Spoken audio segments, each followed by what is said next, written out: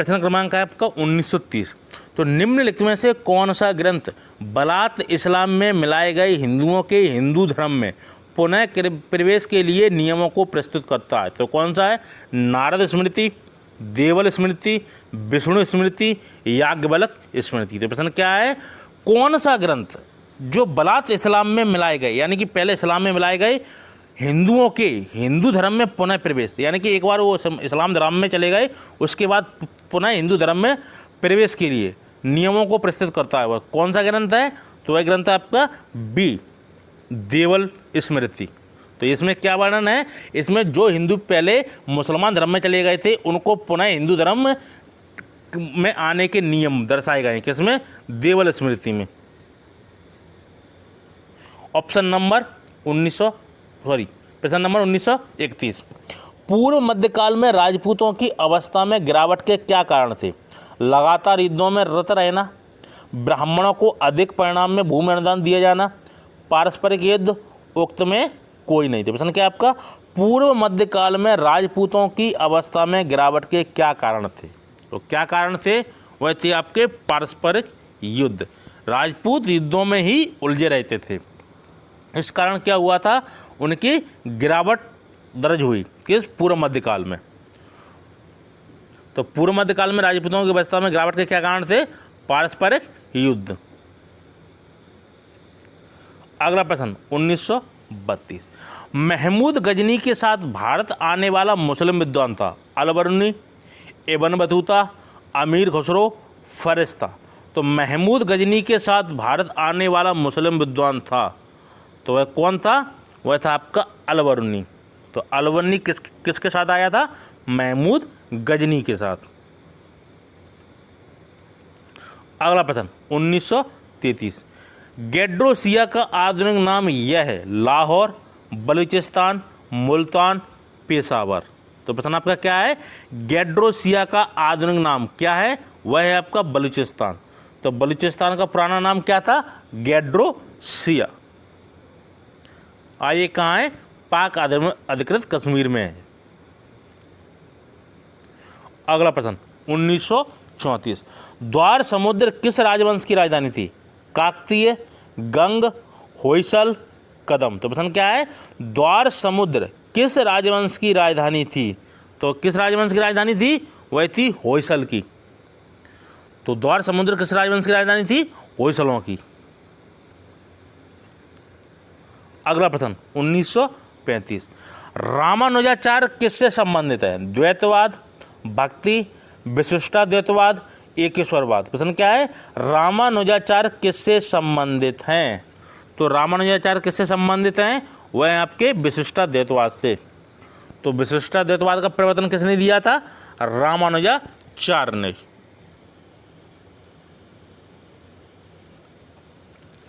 अगला प्रश्न 1936। पाल और प्रतिहार प्रशासन में पत्तला से तात्पर्य था? विषय से नीचे की इकाई, सैन्य टुकड़ी, सिंचाई कर, दान में दी हुई भूमि। तो प्रश्न क्या है? पाल और प्रतिहार प्रशासन में पत्तला से तात्पर्य था, तो क्या तात्पर्य था? तो वह था आपका ए, विषय से नीचे की इकाई। तो पाल और प्रतिहार प्रशासन में पत्तला से तात्पर्य था विषय से नीचे की इकाई। अगला प्रश्न 1937। एक लंबे अंतराल के बाद निम्नलिखित में से किसने सर्वप्रथम सोने के सिक्के चलाए? गोविंद चंद्र ने, गांगेयदेव ने, कर्ण ने, कीर्तिवर्मा ने। तो एक निश्चित अंतराल के बाद निम्नलिखित में से किसने सर्वप्रथम सोने के सिक्के चलाए? तो किसने चलाए थे? तो वो चलाए थे आपके गांगेयदेव ने। तो एक लंबे अंतराल यानी निश्चित समय के बाद, है ना। कब चले थे? पहले गुप्त काल में सिक्के चले थे। कौन से? सोने के। तो जब कुछ एक समय बीत गया उसके बाद फिर किसने चालू किए थे? तो ये चालू किए थे आपके गांगेयदेव ने। तो कुषाण काल में भी चले थे सोने के सिक्के, है ना, लेकिन बीच में कुछ समय के लिए रुक गए थे। अगला प्रश्न है 1938। कदम्ब राजाओं की राजधानी थी? बनवासी, तंजौर, कांची, बादामी। तो कदम्ब राजाओं की राजधानी थी वह क्या थी आपकी, वह थी बनवासी। तो कदम राजाओं की राजधानी क्या थी, बनवासी। पाल वंश का संस्थापक कौन था, देवपाल, धर्मपाल, गोपाल, रामपाल। तो पाल वंश का संस्थापक कौन था, तो पाल वंश का संस्थापक था आपका गोपाल। तो पाल वंश की स्थापना किसने की थी, गोपाल ने। तो 1940 प्रश्न, 7वीं शताब्दी के बाद ब्राह्मणों का सबसे अधिक विरोध किसने किया, वैश्यों ने, क्षत्रियों ने, ब्राह्मणों ने, कास्त ने। तो प्रश्न क्या है, 7वीं शताब्दी के बाद ब्राह्मणों का सबसे अधिक विरोध किसने किया था, तो किसने किया था, तो वह किया था डी, कास्त लोगों ने। तो 7वीं शताब्दी के बाद ब्राह्मणों का सबसे अधिक विरोध किसने किया था, कास्त समाज ने। अगला प्रश्न 1941, हिंदू शाही शासकों की राजधानी कहाँ थी, जावुल, काबुल, कंधार, उदभांडपुर। तो हिंदू शाही शासकों की राजधानी कहाँ थी, तो वह कहाँ थी आपकी राजधानी, वह थी उदभांडपुर। तो हिंदू शाही शासकों की राजधानी कहाँ थी, उदभांडपुर। अगला प्रश्न है 1942, निम्नलिखित निगमों में कौन सही सुमेलित नहीं है, लक्ष्मण सेन जयदेव, जयचंद्र गैड़वाल श्रीहर्ष, ललितादित्य मुक्तापीठ क्षेमेंद्र, प्रतिहार महिपाल राजशेखर। तो कौन सा युग्म सही सुमेलित नहीं है, तो वह सही नहीं है आपका सी, ललितादित्य मुक्तपीठ क्षेमेंद्र। तो ये आपका तीनों में सही सुमेलित नहीं है, option number C, Lalitaditya Muktapida Kshemendra. अच्छा वही प्रश्न आपका, तो वह आपका सी, ललितादित्य मुक्तापीठ क्षेमेंद्र। अगला प्रश्न 1943, समकालीन समाज के पाखंड एवं भ्रष्ट आचरण को उद्घाटित करने के लिए अनेक ग्रंथों के लेखक थे, मेरुतुंग, क्षेमेंद्र, राजशेखर, सोडल। तो प्रश्न क्या है, समकालीन समाज के पाखंड एवं भ्रष्ट आचरण को उद्घाटित करने के लिए अनेक ग्रंथों के लेखक थे, तो वे कौन थे, वे थे क्षेमेंद्र। तो समकालीन समाज के पाखंड एवं भ्रष्ट आचरण को उद्घाटित करने के लिए अनेक ग्रंथों के लेखक, अनेक ग्रंथ लिखे थे किसने, क्षेमेंद्र ने। अगला प्रश्न आपको 1944, निम्नलिखित राजाओं में से किसने मुंज सागर तड़ाव खुदवाया था, हर्ष ने, भोज ने, उदयादित्य ने, बागपति द्वितीय ने। प्रश्न क्या है, निम्नलिखित राजाओं में से किसने मुंज सागर तड़ाव खुदवाया था, तो किसने खुदवाया था, ये थे आपके बागपति द्वितीय। तो मुंज सागर तड़ाव किसने खुदवाया था, बागपति द्वितीय ने। अगला प्रश्न 1945, निम्नलिखित में से किसने मुंज सागर नामक तड़ाव खुदवाया था, पुलकेशन द्वितीय, हर्ष, बागपत द्वितीय, भोज। तो मुंज सागर नामक तड़ाव किसने खुदवाया था, बागपति द्वितीय ने। अगला प्रश्न 1946, वर्ण संकर का अर्थ है सामाजिक वर्गों का अंतर मिश्रण, धार्मिक सभाएं, व्यापारियों का संघ, कुमारों का संघ। तो प्रश्न क्या है, वर्ण संकर का अर्थ है, तो क्या अर्थ है, वह है आपका सामाजिक वर्गों का अंत मिश्रण।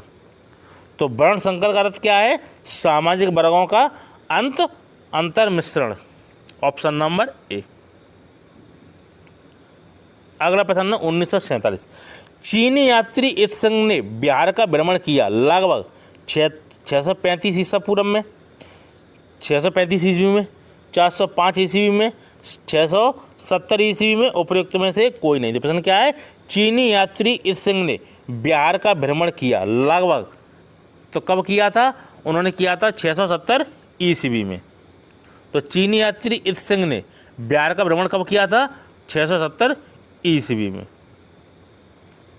अगला प्रश्न है 1948, निम्नलिखित एक शासक ने संस्कृत लेख युक्त चांदी के सिक्के प्रचलित किए थे, महमूद गजनवी ने, मोहम्मद गौरी ने, शेरशाह सूरी ने, चंगेज खान ने। तो प्रश्न क्या है, निम्नलिखित एक शासक ने संस्कृत लेख युक्त चांदी के सिक्के प्रचलित किए थे, तो वह कौन था, तो वह था आपका Mahmud Ghaznavi, option number A. इसने क्या किया था, संस्कृत के लेख युक्त चांदी के सिक्के प्रचलित किए थे, महमूद गजनवी ने। अगला प्रश्न है 1949, पूर्व मध्यकालीन निम्नलिखित सिक्कों में कौन मूल्य में सबसे छोटा था? द्रमष्टक, द्रम, रूपक, विंशोपक। प्रश्न क्या है? पूर्व मध्यकालीन निम्नलिखित सिक्कों में कौन मूल्य में सबसे छोटा था? तो कौन था? तो वह था आपका डी, विंशोपक। जैसे आज के समय में था 1 रुपये, 2 रुपये, 5 रुपये, 10 रुपये, है ना। तो पहले ऐसे ही थे, बटे थे, उनके प्रकार थे। तो सबसे छोटा क्या था? वह था विंशोपक। 1950, किस चंदेल राजा का एक अन्य नाम लक्ष्मण वर्मन था? हर्ष का, धंग का, बागपति का, यशोवर्मन का। तो प्रश्न क्या है? किस चंदेल राजा का एक अन्य नाम लक्ष्मण वर्मन था? तो किसका था? तो वह था आपका यशोवर्मन का। तो कौन सा चंदेल राजा था जिसका अन्य नाम क्या था? लक्ष्मण वर्मन। तो वो थे आपके यशोवर्मन। अगला प्रश्न 1951, निम्नलिखित अवतरण पर विचार कीजिए, उसके अभिलेख उसे सम्राट सोमेश्वर तृतीय का सामंत घोषित करते हैं। दक्षिण में तालकड़ और उत्तर में बांकापुर में उसकी राजधानियाँ थी। तो 1137 ईस्वी में उसने तुलापुरुष का महोत्सव किया। उपर्युक्त अवतरण में किसका निर्देश है? अनंत वर्मन चोंडगंग का, मयूर शर्मन का, याति महाशिवगुप्त प्रथम का, या विष्णुवर्धन का।